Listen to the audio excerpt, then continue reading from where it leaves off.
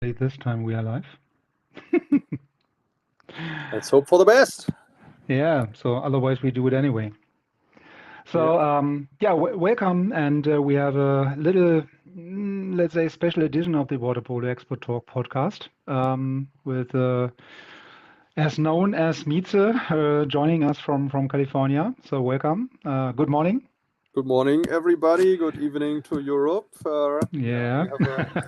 we have a decent winter day here. A little foggy right now, but nice 20 degrees Celsius, so not too bad for Yeah, December. 20 degrees. Hello. So you are talking to Europe or at least to Germany, so that's not fair.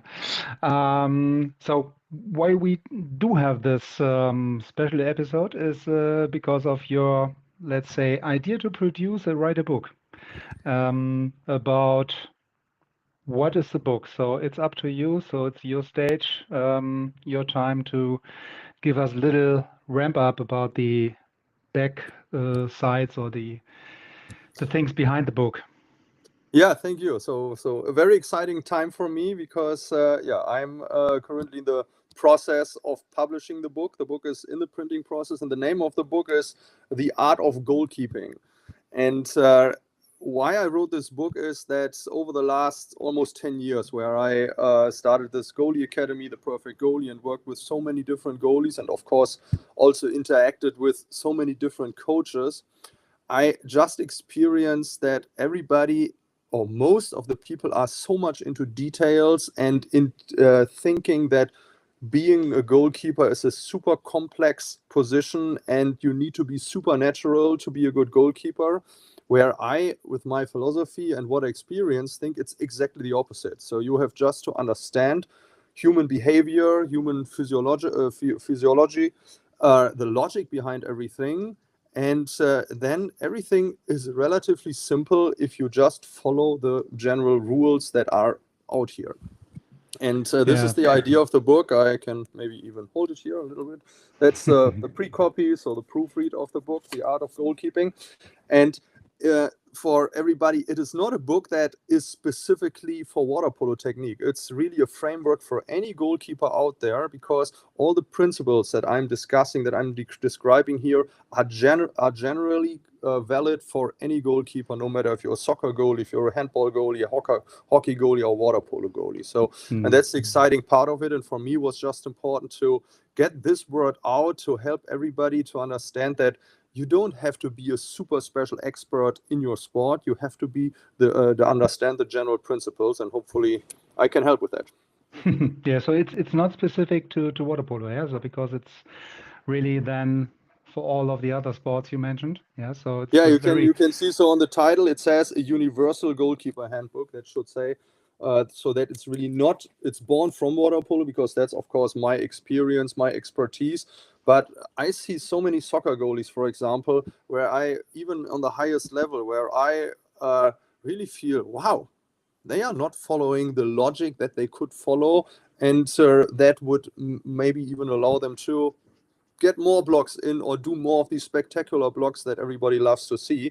And there's always a reason behind it. And so it's mm, really meant to help any goalie in any sport. And actually, it's also a little guide for your life. If you feel the defensive goalkeeper mind is something for you, then it, I'm pretty sure, can also help you in many life decisions.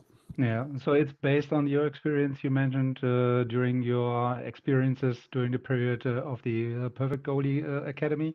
So what was the moment where you say, okay, this was maybe as a recap, then the time of the moment where you say, okay, maybe I need to write a book about this. So the moment developed over the, I would say, first 3 4 years when I slowly shaped, I would say, my philosophy. So the ideas that I started with, why I even started the academy, got more and more confirmed that what I really did with goalies was successful, and I saw that many things that others are coaching and are 100% convinced of is different. And so the first Hmm. example or typical example is, for example, everybody that I hear says, I need faster reflexes. I need to get faster reactions. I need to, you have to be faster when you want to go to the ball. And the outcome is that everybody thinks, okay, what can I do to be more rapid with my motions? Hmm. Where I always said, it's really not about the speed of your hands. It's about the eyes that have to identify what is happening, and they have to give you the signal to your hand what to do. But then there's still a lot of enough time that the ball travels to the goal, so that your hand can react to the goal. So it's not that you have to be super fast with your hands. You have to be prepared, and you have to be patient enough to do exactly the right motion instead of trying to predict the future. So what many people describe as anticipating or to reading the game. This all sounds great, but actually, especially for developing goalies, it is rather slowing their development down because they think they have to be supernatural instead of using their senses that they are given to them naturally. So Yeah. So what about the size or the amount of pages of the book? You mentioned you showed the book some minutes ago. I can show So it to you. It has loose pages. So this is a little bit where you can see. So there's a lot of what now it fell apart. A lot of details in it. There are 16 exciting chapters and in total 160 pages. And the major content is about 140 pages, and then there is some goalie vocabulary or terminology, how I call it, and then a little bit additional information. Yeah, but it's a good read, I would say. It should be something that you are not reading in one chunk, because it's a lot of knowledge and information that an athlete or even a coach should process. So I would recommend read maybe a chapter or even half a chapter at once, and then think about this a little bit before you're continuing. So I would say the reading amount of this book, if you want to finish it, should be roughly a month, and then it should be something that you carry with you, so that you always can get back into this book and reaffirm, okay, what was it about? I want to reread this passage because I want to get remembered about this, because then you really can establish those principles that I think are the framework of being a goalie into your daily routine, into your daily life. So it's not only the audience of the players or the goalies at the end, so also target group should be, as mentioned, also the coaches and head coaches or goalie coaches. So then you have really, I would say yeah. specifically coaches or clubs would be the audience or the target group of this, because this book is a work that is helpful for every goalie. But I know not every goalie likes to buy themselves a book, for example. But if you as a club, for example, have 1 or 2 copies of those books, you can lend them to goalies, give it to them, they should read it, they should think about it, then they can give it back, and another goalie's reading it. So this can be also a work that can be in the library of a club or something like this, and then you can always get back to it if you feel, hey, I want to reread this book and I think it was valuable. So it is for coaches, it's for clubs, it is for parents to understand what their kids are going through and to help them better. So, and as said, eventually, I think, and hopefully at one point it might develop to this, it is also for just people who want to understand how are goalies thinking, because they think the mentality of goalkeepers can be helpful for life also. Yeah. So the thinking of goalkeepers can be different or could be different from time to time. Yeah. So which is not only negative. Yeah. So just to be honest, goalies are sometimes a So little when bit you are different type. when you are saying this, when you are saying this, so I feel it's a cool thing that everybody likes to say, oh, goalies are a little weird and goalies are a little special, and this, because of course you want to be a little bit unique, you want to separate yourself from from the broad mass. But eventually, I have to say, being a goalie, if you just follow the principles and logic, can also be really lame, because you are a reactive person. So this means we are not the most creative people in the pool who can say, hey, I want to do a flip forward because that helps me with doing something. No, I eventually depend how the game is developing. And yes, I can do certain active parts, but eventually for me and for the goalie, it's about being calm, being patient, using my senses, seeing what's going on, and then drawing the right conclusions out of this, meaning reacting in the right way, and then recovering and reflecting what I did and if it was the right thing. And so it's if you are following this, then it's really a clear pattern that you are doing, and this all weirdness that we are thinking about goalies, that is more the fun fact around it, but it's not necessarily helping you to be a good goalie. Absolutely. So I think everybody around the world who's maybe just watching us here live or even after the live talk somewhere in the future when they saw the stream somewhere on demand would absolutely agree on that. And maybe before we come back to the book himself, so what is the or what was the feedback which drives you to write the book, based on the feedback from the parents, from the kids you're working with in the US over the last couple of years? Yeah, so I for the people who don't know, I work with hundreds of goalies at the same time, and because I am not affiliated to a club, so I'm really neutral, and I try to help any goalie. And this means usually goalies in the ages between 12 and 18. So I also have contacts with the parents, and the parents experience that when I start working with goalies, they change, not just in the water, Mhm. but also from their personality. And this is where parents often are coming to me and encourage me and say, you have to write this down. You have to make it public what your way is, how to deal with goalies. And so the first idea was, and this is something that I still have in the back of my mind, I have to write down how my general methods of dealing with people are in general, independent from water polo. Mhm. But I decided the first work should be more focused on goalkeepers, and then I dove deeper into this and said, okay, what am I really doing that is so helpful, and what are my thoughts, why it's so successful what I'm doing compared to the thoughts of all the other coaches that are doing their best to try to develop those goalies, but often it still ends up that the goalies feel some puzzle pieces are missing, something is not matching up, Mhm. although everybody is doing their best. And that is what encouraged me to say, I think I have to write this down at first, because then it is public, it's accessible for everybody, because also not everybody can afford private sessions, for example, with some coach, or with especially with me, because that's expensive. Of course, not everybody's living in Southern California or can fly in here.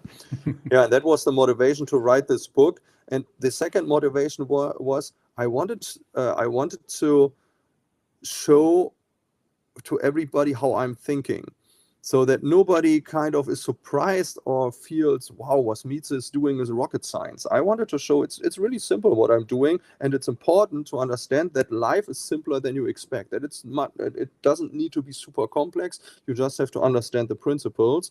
And that is also the way how to make it easy for developing goalies to understand it, because if you're not making it too complex, and you are showing to them, hey, everything is relatively simple and it's just principles that you have to follow, then they can develop by themselves also way better. Because we know not every club or not every team has a goalie coach available, and this is where goalies are often by themselves. Yeah, absolutely. Yeah. So this is more or less also for at least for the yeah for the for the landscape here in Germany, most of the time, especially in the clubs who are not playing the first league, than the case. Yeah, so that there's no specific goalie keeper, goalie coach, and so on. So there's yeah, they're not maybe on their own, yeah, as you said, but it's not really so good integrated as it could be or it should be into the whole practice and the practice schedule and development of the on the team or on each player. Yeah. What was there, or because I saw already some feedback on your postings regarding the book, and from I would assume that these are parents from kids you're working with. So maybe just to summarize some of these comments writing regarding the book.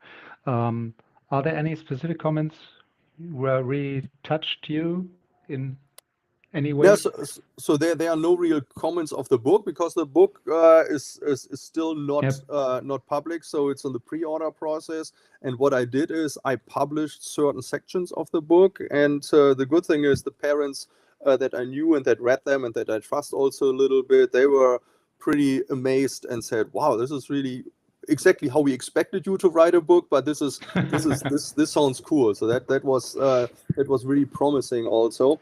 And but additional to this, I started my promotion of my general ideas a little bit with a social media posting series of general goalie principles. And that was, and I published those on my Facebook page, and then there's a water polo goalie Facebook page of the water polo world, and it's really cool to hear that suddenly, especially experienced older goalies in the 60, 70-year-old range, comment on these posts and say, wow, this is exactly what I was always thinking, and cool how you're putting these into understandable words, and it really sounds good how you're describing this. And so those feedbacks are super encouraging, that my ideas, although because I'm living in those ideas, feel they are super simple, and I sometimes feel, oh, is that really a topic that is worth publishing? Seems to be exactly what many people are waiting for, because it is not so complex and you don't have to go into super specifics. So one example that I, for example, also sometimes feel, I don't know if we really should do this, is I read a lot of explanations of the scientific scientific background, how to use your legs in water polo, and here in the US they call it egg beater, so the circling of your legs, this is the motion that they are explaining here, and then it's force in this direction and that direction, it's a hydrofoil effect. And I am just reading this and I'm thinking, wow, I see hundreds of goalies, and the first thing that I do with every goalie is I watch how they are working with their legs. I would call it water treading, they call it here egg beater in the US. And no one is doing the motion that gets explained here. So where you're rotating your legs. I know in other countries they call it bicycle kick. It's also not the motion that any. So the motion everybody naturally develops to is more a motion where you have wider knees, you kick a little bit to the outside, your knees are moving up and down. And I feel as we learned water treading in Germany, and especially how my coach did it with me, it was super simple. Do you know how a breast kick works? Move up your knees high, point with your toes to the side, kick powerful, then move up your knees high again, kick powerful again. That's a breast kick. And if you're doing this alternating, then you're water treading. And that is what every goalie, no matter what they learn, naturally develops to, but with the problem that they still think about what they got explained, and so it's not an optimal and efficient motion.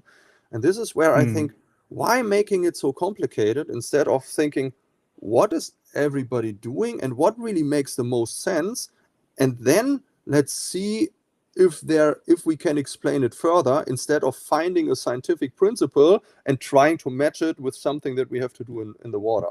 And that's where I feel where many people, many coaches, many sports scientists are a little bit too narrow, that they are thinking, I have a theory and now I have to make it work in water polo, instead of thinking what works in water polo and let's find the logic behind it. And that's my approach pretty much. And I feel I'm on a good way with it. Yeah. So keep it simple. Yeah. So Yeah. I would say keep it simple, and yeah. So I could imagine that the way to teach these yeah, techniques in the US, it's quite different to the one, or to practice behaviors in Germany, as you said. Yeah. So it's not really the same. Yeah. Yeah, absolutely. But as said, the shocking part is that the motions that kids that are long on water polo are doing with what they get taught. And this is where you wonder, if you are learning something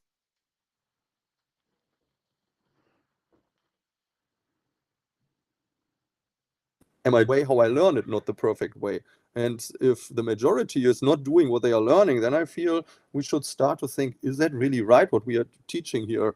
Or is that maybe something that sounds good, but the human body is just not made for this? And that's unfortunately, I would love that it would be differently, but that's unfortunately how I'm thinking, that we are not doing the best job here. So Yeah, yeah. So, but now everybody have a good repository again with the book.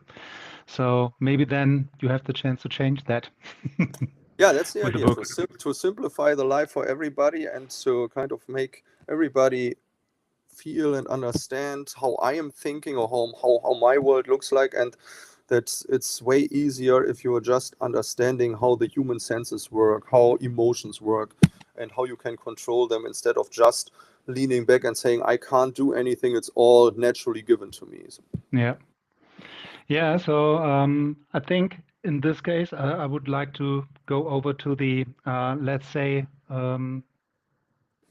surprise, not really surprise, but you have, yeah, some books to let's say give it away as Giveaways, yeah, we can call it giveaways. giveaways, yeah. Giveaways, and we had a little discussion, brainstorming over the last couple of days regarding the structure and the way we would like to yeah, give away this online. So the idea is that, or the basic first idea, the initial idea was that we do it live to have a live audience, live people joining us. Due to the fact that we do not have so many, so I would recommend that we will distribute and share the recording afterwards. Yeah, so that we say, okay, until this week, everybody around the world, let's say, at least for Europe. Yeah, so we have a limitation to Europe because of the sending costs or yeah, costs to Or send. complexity of shipping, yeah, that's Yeah, makes a so little different difficult. that's not really easy from the US to Europe, and then to, I don't know, 20 people sending a book over to Europe from the US. It's more or less not manageable. So you will send over a bunch of books, and then we will try to distribute then from Germany, starting across Europe. And everybody could, yeah, have or be part of this from Europe. Basically, it's not really related to YouTube or Facebook, so it's not in cooperation with both of these platforms. And yeah, so we will draw the numbers or the persons who are then really getting the books at the end out of the comments or reactions from the people, based on the live stream and also on the sharing of the live stream at the end. And yeah, so it's really great to have the opportunity to get some copies of that. And I really can encourage everybody who was really looking and want to have some copy of the book, yeah, to be part of these giveaway action. Yeah. So Andreas, what would you recommend that everybody who's interested should just put in the comics, I want a book, and then we are going keeping that open until, I don't know, Christmas, and then we make a cut, and then we will draw it. And Yeah. maybe for everybody that, so the book is available worldwide. It's just that shipping throughout the world is very expensive, and if we would ship it to Europe and then back in the rest of the world, that is way more than the book even costs. So it makes sense for everybody out of Europe to just contact me directly, and then we can figure out how to get the book to you directly. Absolutely. Yeah. So it makes sense. So we will try to share these recording as much as possible during the next couple of days. And yeah, so I think the comment, I want a book, in the comments should be really a good idea. Yeah. So it's really obvious then. I want the book. Good. Yeah. So sometimes it has to be obvious. Yeah. Good. Perfect. So there are any last words from your side to your audience? Yeah, so one thing that I would like, or one message that I would like to send, and everybody could say, why is he even saying this, is I feel so. I feel especially here in the US, the idea is you can't be a good athlete without private coaching, or without having an expert coaching every week or something like this. And especially in sports like baseball or so on, kids from 6 years old already have a private coach. I would say, yes, expert coaches are very good to have, because they can explain you the logic behind certain things, and they can help you putting puzzle pieces together. But eventually your daily practice is where you are repeating and where you're working on those skills that you think that are making sense for you. And for goalies, I call it your goalie truth. So you will pretty much have a set of motions, of skills that you think are important for you as a goalie. And those things have to be perfected in your daily practice. And then you use coaches like me, for example, if you feel I'm struggling a little bit with something, can you help me with this? Or can you guide me through this? Yes, that's good. But the daily work is the work that counts, because this way your autopilot of your body learns the perfection of the motion. And this is the way how you are performing great in a game. Not because you're knowing something, but you're doing this on a daily basis. So I want to encourage everybody. This book that I'm having is probably the most valuable that I can give out to the world, because you can have it at home. You can read it every day if you want, and then you can take it to your practice. And if you like to work with me, yes, I love to work with everybody, but I am unfortunately not a magician. So although some people think, wow, this is magic what you are doing, but I can just help you with doing things that you can also do at home alone. And so this means, yes, I love to work with kids, but your daily practice is the reason why you will be a great athlete or a good goalie. And so this book, if you have this and you read it daily and you get reminded and you follow those things, should be the guarantee that you definitely reach a certain level. And then luck is also a little bit part of who makes it to the very top. Luck is in each position, regarding life or business, professional, whatever. So it's anyway part of the game. Yeah. So, but yeah. So I think that's really a good closing sentence. So that, yeah, everybody should really think about the principles and the basics and working on the basics and the daily constantly working on the basics.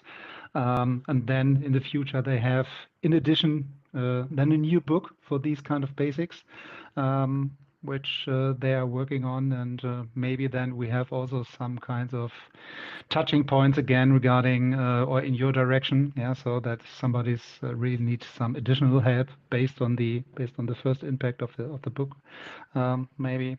And yeah, so it's Yeah, and maybe makes sense for me.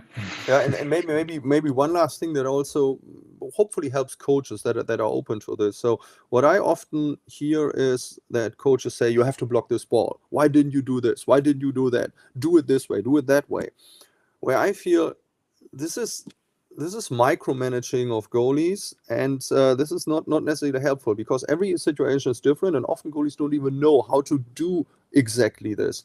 And so the feedback is more when you feel somebody was too late, then you have to look what was happening before the shot. What was this goalie ready? Or do you have to say, hey, you have to be prepared, you have to pay attention. So if somebody is just ripping the arms out of the water and the arms are too short or something like this, and you have to say, hey, you have to use your legs to jump out of the water, but not being too specific, because the goalies have to figure out how they have to do this. And then in drills, yes, you can work on skills with them, but the problem is in live shooting or in games, it's super difficult to change something that you have not implemented already through skills before. And so I would say my recommendation for goalies is keep your feedback way more general to goalies. Tell them you have to be balanced, you have to be focused, you have to be accurate to the ball. That is way helpful than saying something hindsight, you should have done this or you should have done that, because it's always difficult. You are always smarter after the situations than when you are live in the situation. Yeah. So, and as you said, each situation is somehow different, and you are not really able to react on things where you are not really familiar with during your practice. So when you are not able to, you are not trained on that specific area or whatever, or movement, then you are not really able to adopt this into the game. Yeah. Exactly. Yeah. Perfect. So it makes sense to me. So at the end, I could really encourage everybody of you to write your comment if you want a book. So we do everything possible we can to get it over to you. at least as mentioned when you're coming from across Europe. And yeah, so thanks for joining. Thanks for the presentation. Thanks for the logical things of goalkeeping principles. Yeah. And yeah, so you mentioned at the very beginning, 20 degrees. So it's not 20 degrees in Germany.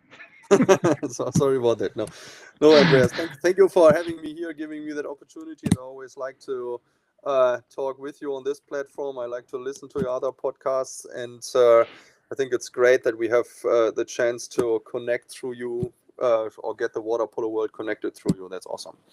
Yeah, thank you. And I try to continue this.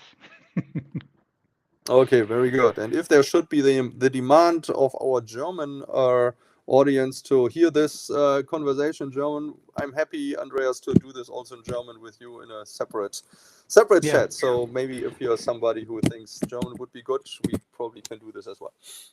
absolutely. Yeah. So maybe then, in addition to the comment, I want a book, maybe put your comment, I want it also in I German. want it in Yeah. German. So yeah, Yeah. maybe. Yeah. Or the web and the connection possibilities are great. So I think everybody of you find a way to get us the feedback or the recommendation that we do it in German as well. Yeah. Good. So in this case, thanks for your time again. Yeah, Have a you're very welcome. great day, and all the best. And maybe then we have the chance to meet each other again for the German version.